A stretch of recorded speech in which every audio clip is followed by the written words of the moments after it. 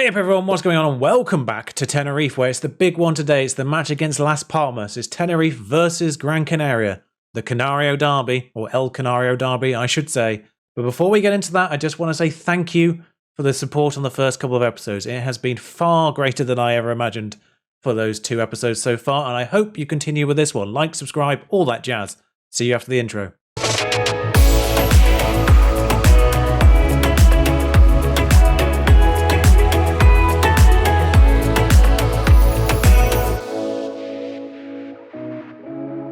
So I suppose I'd better get you caught up on all the games in between, because there were a fair few since we last met. Of course, the 5-2 over Vallecano.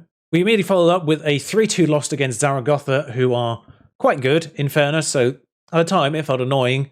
Looking at the table, looking at the season preview, season predictions, felt less bad about it. 3-2, not a horrible loss there. And we followed up with 2-0, 4-0 victories over Logroñez and Albacete Malaga, also dispatched at their place. Oviedo and Sabadell also beaten, Alcazon and Leganés drawn with away from home, the pair of them. They're a little bit weirder because they're a lot lower down the table. Alcazon quite low and Leganés in big trouble. They're not predicted to be near the bottom and they're in trouble. They had a man sent off. We scored in the 85th and 92nd minute. Quite frankly, I'll take that point. There's 2 goals I need to show you before we get going with today's games with Almeria and of course the big one against Las Palmas. So what you're about to see is a goal that absolutely encapsulates what I feel like is the problem with Football Manager's rebound, ricochet, engine dealings. This goal is the ultimate of that, and then I've got to show you an own goal, which is the most ridiculous own goal you'll ever see. I'm still not fully certain how it goes in, but first the mega ricochet. I actually have to rewind a little bit further than the game engine has the goal on here, because Garcia heads this one forward.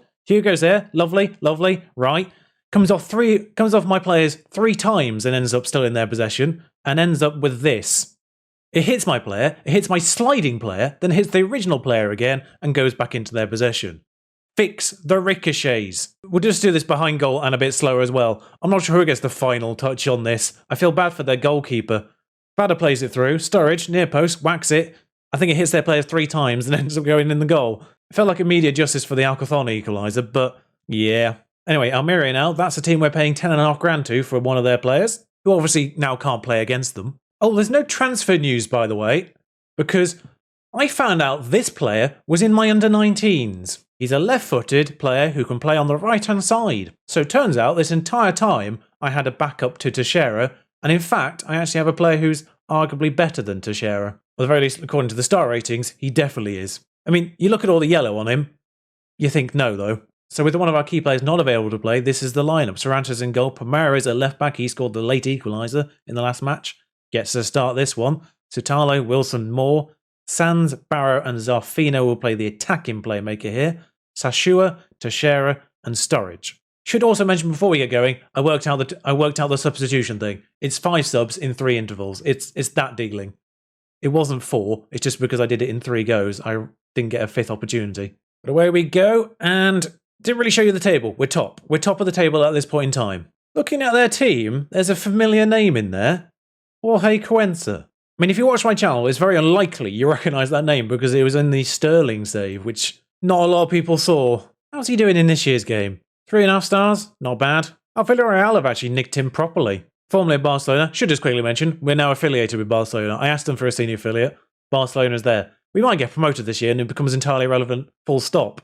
I don't know if it's like the Italian system where they can still have affiliates within the same division or not. Or if it's like the English version where it immediately terminates when you're in the same division. I suppose I'll find out, won't I? Just realised I'm behind the goal. Weirdly, the match speed returned, but the camera didn't. Buñuel throws that in. Carvalho. Aketsti as well. I recognise that name. Or at the very least, I think there was a player with that surname in the York save. I'm pretty certain he was I'm pretty certain he was a new gen that went to Man United. But Shashu on this left-hand side now for us. Teixeira has a... Did he do that on purpose? I'm not really certain. I suppose he has a moment, and then it ended up still in our possession, and we've scored a goal. If that was an incredible dummy by Teixeira, well done, mate. If that was purely accidental, like here, what happens here? Just leaves it.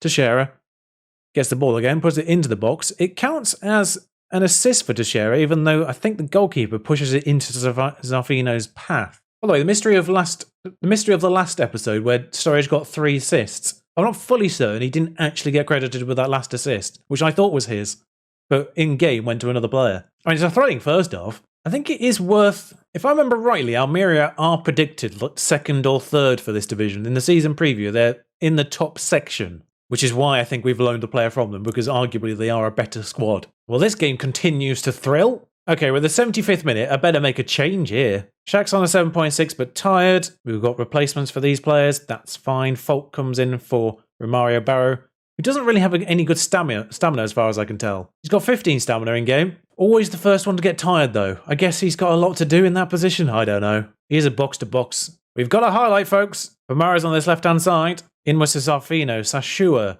Sturridge gets the ball. He's swarmed by players, though. Gets it back to Sashua, which is the pronunciation I'm going with, by the way. Zarfino, Aitar Sands, Folk, Sturridge. That went well. We've got the ball back, though. Kakabadze. Teixeira. Well, he's given that ball away. Robertone. I'm guessing that's pronounced. And it's through to Sadiq. It's only 1-0 here. They could get an equaliser. He's gone quite wide. They've got the ball back. Back in the box. Sands deals with that. Ball winning midfielder there. Playing defender. And Centelles just wipes us out. Shashua now tired. Sturridge on a 6.5. Sturridge is very hot and cold. Probably couldn't hurt to have a bit more pace up there for the last 5 minutes. So Fran Sol comes on. We don't actually have any more midfielders available to us because obviously we're one short. So Valera comes in for Teixeira for the last 5 as well. A bit more pace again on that right-hand side. Sadiq heads that one clear. Sands back on it though.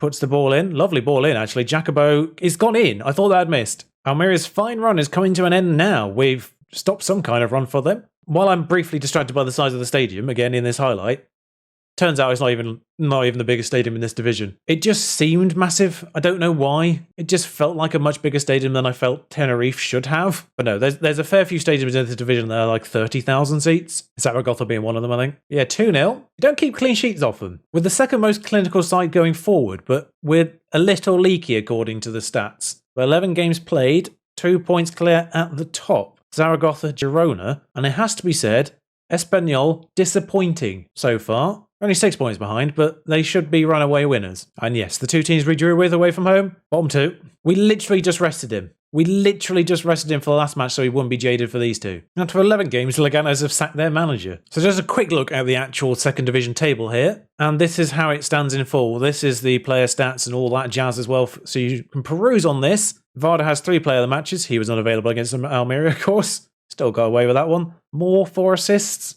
Doing all right at right back. Almeria predicted second. Espanyol still odds-on favourites. New players in the Dream 11, though. Sotalo's made it. Well, hello there, Bosco. I appreciate that, even if we keep bouncing around this mid-table section. We've bounced between sort of 9th and 12th, and 11 to 1 and 25 to 1. It's so volatile. But basically, the upshot is we're overperforming. Should just quickly mention, we did actually bring in a couple of players, but they're not players you're going to see at any time soon. They're purely for profit purposes. If you're not aware already, there is a system for the Spanish under-19s where there appear to be sort of actual clubs in the under-19s. And those actual clubs generate decent players for lower league teams. It's quite good if you're in a lower league save in another country as well. Have a look at them. It's kind of like the Welsh league in that sense, where you can just sort of poach players for profit purposes, and might be good if you're in a lower league save. Now, we're second division, so their potential abilities only got to like 3 stars here, possibly. But I've nicked a few of them. This one's come from Concso, but yeah. If you go on Spanish under-19 Division 1, and then it just shows you all of them, there's a few. You want to be looking at the ones with actual names, like Concso, Bansander. I've had players from there before. Dam's another one. It's always worth checking in with them, basically, because every now and then they have good, cheap players. Like I'm looking at Bansander, hot prospect, Quintia. I've not scouted this one, but this says he's half a star already, and I don't know what his potential is. So yeah, just a quick tip on that one. Whilst I'm in Spain, I figured it was worth bringing that up. It's, like I say, it's like the TNS. It's like the Welsh leagues. I don't expect those players to ever play for us, at least regularly. But we might be able to turn a bit of a profit on them, sign them for nothing, pay them very little wages, sell them on once they've developed. Like I say, that one was 16 years old. They're all around that kind of ballpark. I'm not sure, though, if you're in a foreign country, you might need to wait till they're 18 to sign them. If you're in Spain already, you should be fine, like I am. Not fully certain on the age situation there, but worth bringing up, I felt. And wow, we've sort of been half filling out the stadium for our home matches. The Las Palmas one, though, full capacity. I didn't realise this was such a big deal. I'm wearing the Scenes hoodie for derby purposes. I'll be back in the summer attire for the next video. And by the way, if you didn't know that was the thing I was doing, That was the thing I was doing. Girona play early and join us on 24 points. But we've got a 16 goal difference. Like I said, we've been clinical, but we've not really kept that many clean sheets. So that last match was kind of impressive. By the way, the financial prediction isn't great. I sort of talked about how I got it up to 6.5 million at one point. Yeah, the prediction isn't brilliant. It's -5. I mean, the wages alone are more than the turnover. So that's never a good sign. Oh, and it's a little bit weird as well. I got the registration rules wrong slightly in the last video. It doesn't mention it here in this section of transfer window and squad registration on the actual rules section. It doesn't mention it here. But if you go into the registration section, EU players of the age 18 or younger on the 1st of January 2021 do not have to be registered. So there is an age rule. You can actually have age-exempt players, but it's incredibly limited. They do have to be 18 as of January 2021, which feels a little bit harsh on those players who turn 19 before January 21, but after the season starts. And the reason why that's come up is because the player that was in our under-19s, German Valera, that player that's on loan, is under 19. So he is exempt from the rules. Hey, Manager of the Month as well. That's quite nice. Also, and just a quick plea, please. Los Chichareros. I tried to translate it. I tried to find out what the translation was. For life of me, can't work out what it is. Google hasn't helped. So if anyone does know what Los Chichareros means, please tell me. The nearest I've found is Chichare, it means cicada, and I doubt that's it. I also just realised I forgot to go through the injury situation. Munoz took a fairly hefty injury, broken collarbone, or broken wrist, sorry, and Nono's out with a hip injury. Danny Hernandez, the backup goalkeeper, was also injured. He's returning to fitness today, and actually maybe can go on the bench for Victor Mendes, who's a fairly competent youth player. 2 stars. Just a quick highlight on Daniel Sturridge. 7.05, 4 goals, 3 assists and 10 appearances. He's gone off the boil a little bit. He scored against Sabadell, and he had a nice little run early on. He got obviously all those 3 assists in that game against Vallecano. Scored in 3 of the 4 games I've followed. I was thinking, hello. I signed Sturridge partially on the name, partially because he's good compared to the squad. I thought, hello, this could be sensational here. And then he sort of scored 1 in 5. The XG isn't promising either in those games he didn't score in, which kind of implies he's not getting the chances. Perhaps we'll swap into the deep line forward he actually wanted and see how that moves things in. Maybe he'll end up linking up a little bit more as a deep line forward. We'll see how this goes.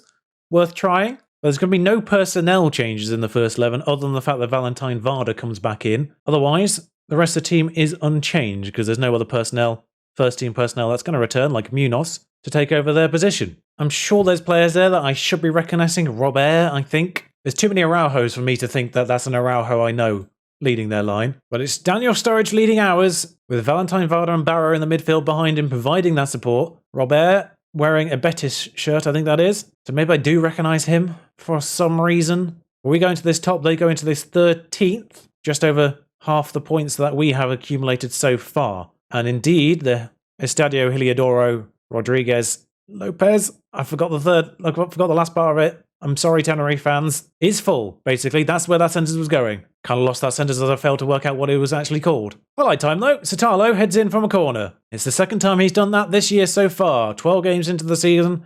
We've not exactly been prolific from set pieces, but Sotalo rises high, our key player now, and in that Dream 11, of course, living up to that tag at this stage of the season. He's put in good performances every single time as well. Teixeira, Varda, back to Teixeira. Ooh, that should have been a goal. It's gone straight into this crowd and seemed to emerge through the steps. Just been at Betis the entire time. I suspect I've crossed paths with him at some point in lower league. Spanish football, maybe on the Toledo save at some point. Varda puts the ball in. Wilson there this time. I mean, 2 corners, two chances. One of them's gone in. Again, not particularly thrilling so far. 1 shot on target, 1 goal. I feel like, again, you're seeing another epitome of the things are going well, you're capable of even better. Not the greatest of responses from that batch of faith I just gave them. We were 1-0 up. See, being 1-0 up is always the awkward thing because you don't know whether to praise them or encourage them, especially after the hour mark when still nothing else has happened. We'll try a praise and see what that gets. It's a mixed result. 76 minutes gone. I'm going to have to make some changes here. Shashira's frustrated. He's on a 6.3.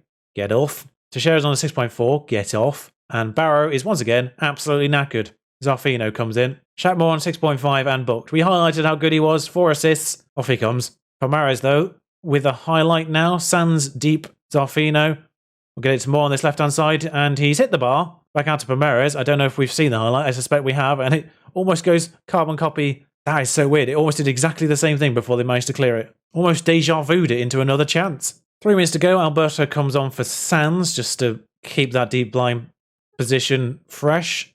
I'd rather keep the 1-0 lead than lose it. What an incredible step-like XG graph we've got. It's almost like we had a chance on clockwork every few minutes. Well, I apologise for the lack of highlights. I can't do anything about that. I'm going to say it's a good win for us because it's a derby, but I'm not super pleased. But I can't argue about being top of the table, 3 points clear and 11 goal difference clear. Some of them are a little bit closer in the pack behind that. But Tenerife triumph in the Canario derby, that's what we wanted to see. That's the main thing. I wondered if I recognise the name Pepe Mel, briefly West Brom manager. He was also Tenerife manager once upon a time. I can't imagine that went down well when he joined Las Palmas in 2019. Well done, Sotalo. 8 rating. 7.23 for the season. 2 goals, 1 player of the match, 11 appearances. He's doing really, really well. I don't know when any sort of cup competition pops in because there's nothing scheduled. We are requested for the Spanish Cup, but other than that, we enter on the 16th of December. So I'm presuming preliminary rounds are happening before then. So I think the return point will be Espanyol and Mallorca. I'm well aware now that the Spanish Cup pops in directly after, but I don't know what format that takes and how easy that game will be. So odds-on favourites Espanyol and fellow island nation Mallorca next time around. I think that makes the best pairing there. So thank you for joining me. Thank you for the support so far, and I'll see you for that next time. Until then, ta-ra.